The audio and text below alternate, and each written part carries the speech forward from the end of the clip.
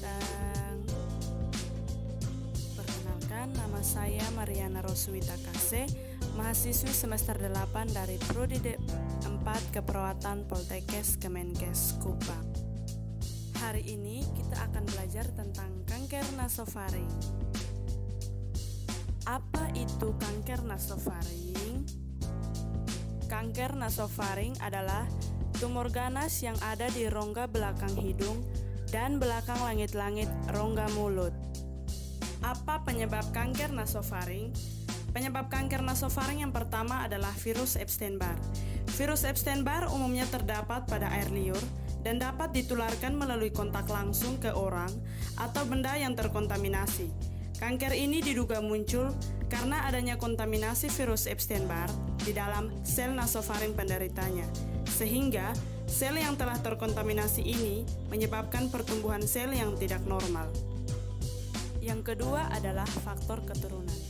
Faktor keturunan berhubungan dengan perubahan gen tunggal. Perubahan gen ini diturunkan dengan pewarisan dominan dari keluarga. Artinya, setiap anak dari orang tua yang membawa gen tunggal memiliki peluang 50% untuk mewarisi perubahan gen tersebut. Lalu, apakah orang yang tidak mempunyai riwayat keturunan dapat mengidap kanker? Jawabannya ya, karena selain faktor gen atau keturunan, gaya hidup juga berperan penting. Anda yang tidak mempunyai faktor keturunan yang mengidap kanker, bukan berarti Anda terbebas dari kanker.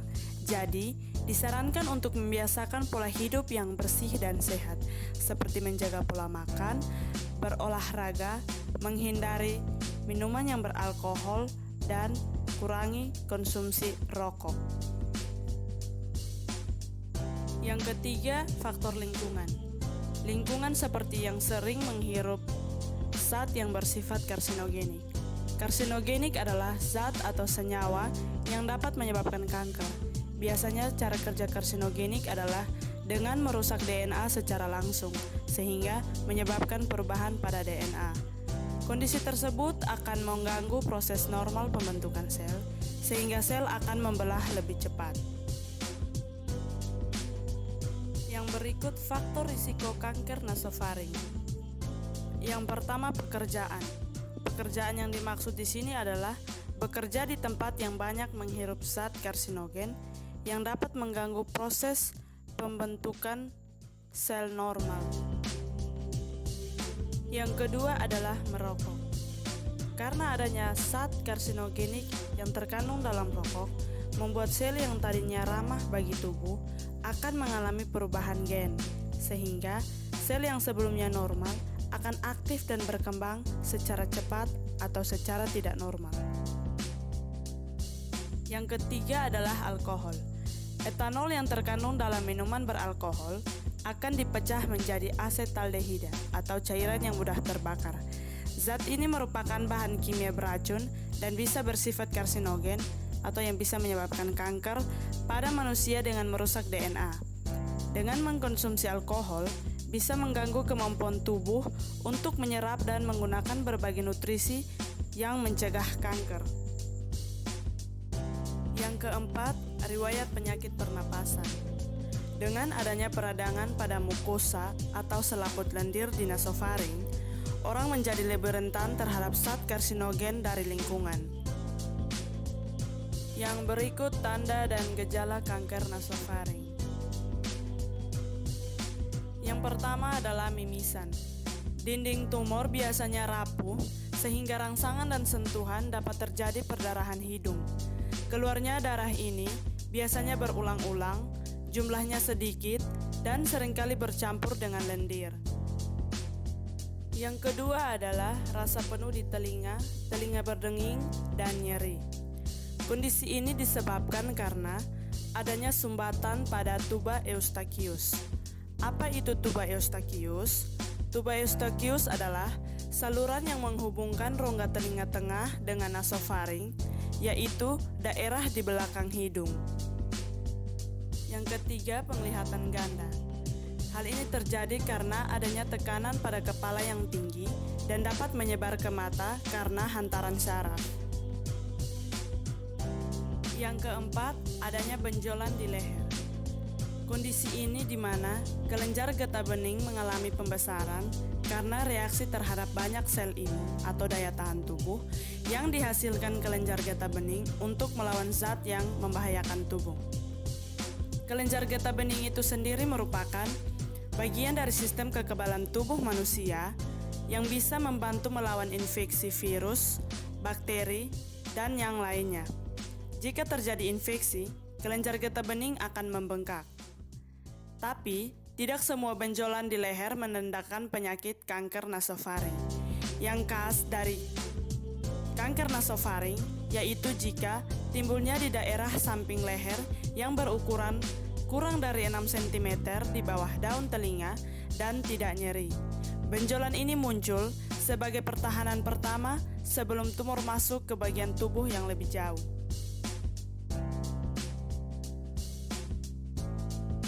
Berikut penata laksanaan kanker nasofaring.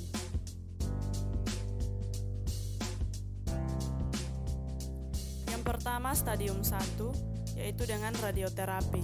Radioterapi biasanya dilakukan untuk mengatasi kanker nasofaring yang masih ringan. Prosedur ini bekerja dengan memancarkan sinar berenergi tinggi untuk menghentikan pertumbuhan sel kanker. Yang kedua adalah stadium 2 dan stadium 3, yaitu dengan kemoradiasi.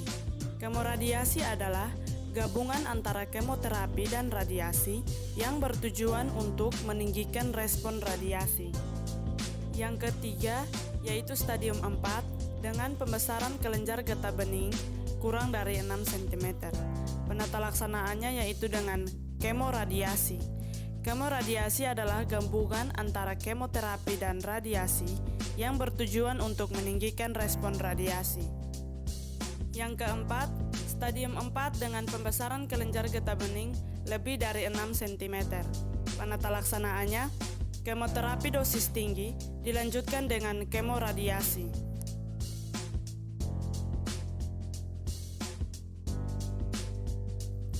Perawatan pasien setelah dirawat di rumah sakit. Yang pertama, tidak melakukan perawatan kuku di salon. Hal ini akan memperparah keadaan kuku yang rapuh karena efek samping pengobatan. Pasien dianjurkan untuk merendam jari-jari tangan atau kaki dengan air yang sudah dicampur dengan cuka selama 15 menit. Perawatan ini bisa mengurangi area kuku yang mengering serta membunuh bakteri yang dapat menyebabkan infeksi kuku. Yang kedua, jangan mewarnai rambut atau menggunakan produk-produk yang mengandung bahan kimia. Karena rambut penderita kanker biasanya rontok dan menipis saat menjalani pengobatan. Dianjurkan untuk memakai pelindung kepala seperti topi atau wig saat sedang bepergian. Yang ketiga, gunakan krim pelembab kulit. Selain berdampak pada kuku dan rambut, pengobatan kanker juga dapat mempengaruhi kondisi kulit pasien. Perawatan kulit yang dianjurkan yaitu tidak mandi menggunakan air yang terlalu panas, gunakan krim pelembab kulit untuk melindungi kulit pasien dari sengatan matahari. Yang keempat, menggunakan pakaian yang longgar. Hal ini karena memiliki kemungkinan yang kecil untuk bergesekan dengan kulit hingga menyebabkan iritasi. Terapi suportif untuk pasien yang kehilangan suara. Yang pertama, terapi pita suara. Terapi pita suara dilakukan seperti terapi fisik untuk kelumpuhan pada otot besar.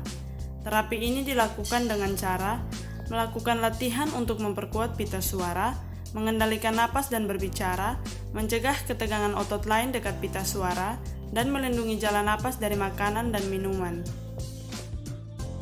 Yang kedua, dengan tindakan operasi. Jika pasien tidak sembuh dengan terapi suara, dokter dapat merekomendasikan prosedur operasi bedah. Opsi bedah untuk kelumpuhan pita suara diantaranya A. Injeksi massal. Otot pita suara kemungkinan akan melemah karena kelumpuhan saraf, sehingga dokter spesialis telinga, hidung, dan tenggorokan akan menyuntikkan lemak dan kolagen ke dalam pita suara. Penyuntikan tersebut akan membawa pita suara lebih dekat ke tengah laring atau kotak suara, sehingga membantu otot pita suara bergerak secara efektif ketika pasien batuk menelan, atau berbicara. B. Reposisi pita suara. Hal ini bertujuan untuk membentuk kembali pita suara untuk meningkatkan fungsi menghasilkan suara. Yang berikut adalah tracheostomy. Jika kedua pita suara terlalu dekat, pernapasan akan sulit karena aliran udara menyempit. Dokter akan membuat sayatan di depan leher dan lubang di dalam trakea atau batang tenggorokan. Pasien akan bernapas melalui lubang di leher karena lubang di laring terlalu sempit untuk bernapas.